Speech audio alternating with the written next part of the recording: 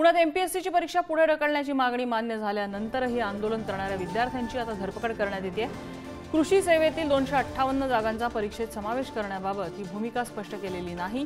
या संदर्भात संयुक्त पूर्व परीक्षा गट ब गट क याबाबतची जाहिरात आलेली नाही आणि याबाबत भूमिका स्पष्ट होईपर्यंत आंदोलन सुरू राहील असा विद्यार्थ्यांचा निर्धार होता। भर पावसात या परीक्षार्थींचं आंदोलन सुरू होतं, मात्र सरकारनं परीक्षा पुढे ढकलण्याची मागणी मान्य केल्यानंतरही आंदोलनाला बसलेल्या परीक्षार्थींची धरपकड करण्यात आली। आयबीपीएस परीक्षा आणि एमपीएससीची राज्यसेवा संयुक्त पूर्व परीक्षा दोन्ही परीक्षा एकाच दिवशी ठेवण्यात आल्यामुळे विद्यार्थ्यांची अडचण झाली होती। त्यामुळे संतप्त विद्यार्थ्यांनी मंगळवारपासून आंदोलनाला सुरुवात केली होती। ज्ञानेश्वर चौतमार आपल्याला अपडेट देत आहेत। ज्ञानेश्वर, अगदी काही वेळापूर्वीच आपण बघितलं, काही मिनिटांपूर्वी किंबहुना या विद्यार्थ्यांची धरपकड सुरू झालेली आहे। सध्याची काय परिस्थिती आहे, विद्यार्थ्यांचं काय म्हणणं आहे, प्रशासनाचं काय म्हणणं आहे?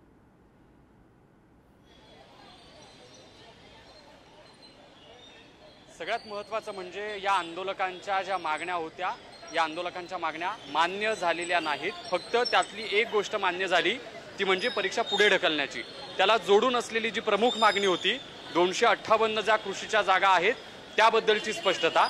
सगळ्यात महत्त्वाचं जी पूर्व परीक्षा आहे संयुक्त परीक्षा त्याबद्दलही जी भूमिका आहे ती आयोगानं स्पष्ट केलेली नाही आणि म्हणून विद्यार्थी आंदोलनावर ठाम होते।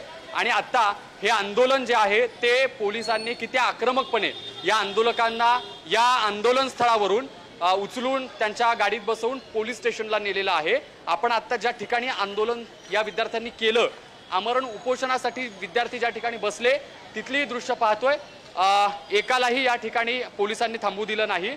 हा सगळा परिसर पोलिसांनी रिकामा केलेला आहे। आपण पाहतोय पोलिसांचा फौजफाटा आपल्याला या सगळ्या परिसरात बघायला मिळतोय। मोठ्या संख्येनं या संपूर्ण शास्त्रीय रस्त्यावर जी गर्दी आंदोलकांची होती ती गर्दी पोलिसांनी मोकळी केली आहे, काढून नेलेली आहे। आक्रमकपणे पोलिसांनी भूमिका घेत या विद्यार्थ्यांना आंदोलन करण्यापासून रोखल्याचं आपल्याला बघायला मिळतंय। या सगळ्याला प्रतिक्रिया देताना विद्यार्थ्यांनी ही सगळी दडपशाही सुरू असल्याचं म्हटलं। आताही पोलिसांचा जो फौजफाटा आहे तो आपल्याला बघायला मिळतोय। पोलीस या ठिकाणी लक्ष देऊन आहेत। जे आंदोलन करणारे आंदोलक आहेत त्यांना आंदोलनासाठी बसू दिलं जाणार नाही अशी भूमिका जी आहे ती पोलिसांनी या ठिकाणी घेतल्याचं बघायला मिळतंय। विद्यार्थ्यांच्या मागण्या मान्य झाल्या नव्हत्या आणि म्हणून आमरण उपोषणासाठी विद्यार्थी ठाण मांडून बसलेले होते।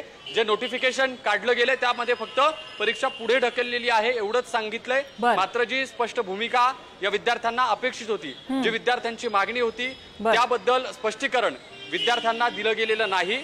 आयोगानं सकाळी बैठक घेतली आणि त्यानंतर जे ट्विट केलं त्यावर या विद्यार्थ्यांचं समाधान झालं नसल्याचं या विद्यार्थ्यांनी सांगितलेलं होतं। इतकंच नाही, ज्यांची प्रकृती या आंदोलकांची खालावली त्यांनी उपचार घेण्यापासून देखील टाळलेलं होतं। आणि असं असताना पोलिसांनी अचानक पाऊस सुरू झाल्यानंतर विद्यार्थ्यांची थोडी गर्दी कमी झाल्यानंतर अशा पद्धतीने भूमिका घेऊन आंदोलन करण्यापासून विद्यार्थ्यांना रोखल्याचं बघायला मिळालंय।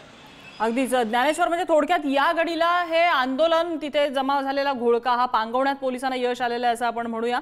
पुढे काय भूमिका घेतली जाते विद्यार्थ्यांकडून आणि प्रशासनाकडून हे बघावं लागेल। धन्यवाद या अपडेट्स बद्दल।